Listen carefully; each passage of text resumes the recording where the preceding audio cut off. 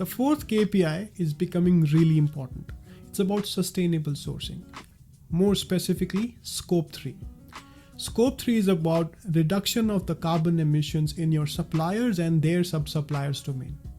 It is challenging because you are required to monitor the manufacturing activity level-wise emissions in your suppliers' activity in all of their factories and in all of their respective sub-suppliers. It is quite a difficult task, and we are just getting started with that kind of complexity. The approach that is being followed today, which in my view it's still okay, is the total carbon emissions reduced. And you have seen firms who are committing to their net zero goals. Some are committing at 2030, some are committing at 2040, some are committing at 2050. In a nutshell, every firm will become accountable for achieving a net zero status in the future, some sooner than the others. However, in my view, there is a better way of monitoring, or let's say addressing the Scope 3, which is setting up the percentage of green energy use for your supplier's manufacturing activity. Let me give you an example. If in your supplier's factory you're buying a product and the supplier's factory is powered by a coal or a furnace oil or diesel gensets to manufacture your product assembly, you must enforce your supplier to use a 20% or a 30% at least energy using a green energy source such as solar or wind or something else. Setting up these thresholds is far more easier and have a greater impact than just setting up a net carbon emission reduction target and then struggling to, let's say, monitor what's the baseline, what's the new reduced, let's say, emission, etc. Now, this concept is not new. In fact, this concept is loosely connected with what Apple has already done, and I was very fascinated by that specific project of Apple's in the sustainability domain. The screenshot that you're looking at your screen is something from, I think, couple of 1.5 years back, where they have introduced this feature in their settings that the user can choose to charge their phone only when a clean energy is available from their grid. Now, this is only available for certain region in the US, but you understand the concept. Instead of just monitoring the reduction in carbon emissions because people can buy carbon credits and greenwash their way, focus upon the actual utilization of the green energy resources.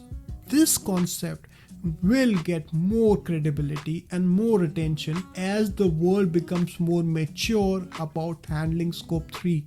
So focus upon the utilization of the green resources and green energies rather than just plain reduction of the carbon emissions, because people can always buy those carbon credits and claim their net zero status, which is wrong in the first place.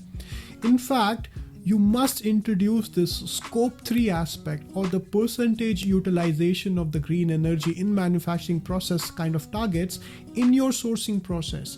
If you have not introduced sustainability as part of your sourcing projects, sourcing evaluation frameworks yet, you're already lagging behind from, in fact, most of the legislative requirements. From 2 years from now, or 3 years from now, you will be asked to prove if you're shipping a product to a certain country, your sales or the marketing team will reach out to you so that you have to prove that the product has been manufactured using the sustainable sources. More so, you will have to prove that you promote sustainable sourcing practices, and you will have to showcase these evaluation activities, your sourcing process of how exactly have you implemented this. So please go today and then implement a new procurement evaluation framework and do two things. A, in your evaluation criteria, introduce sustainability. How you will do that?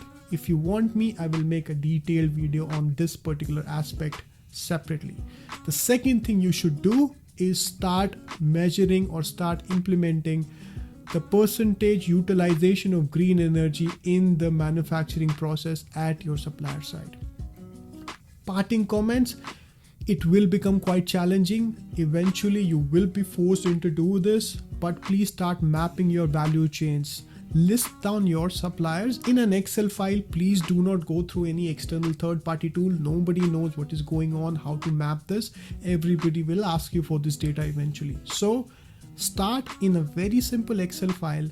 List down your top 50, 100, 200, 2000 suppliers. And over the next 3 months or so, list down their tier 1 and their tier 2 suppliers. This becomes quite complex because each supplier will have multiple factories, right? And consolidating this information needs at least 3 to 4 months of dedicated effort. Start now.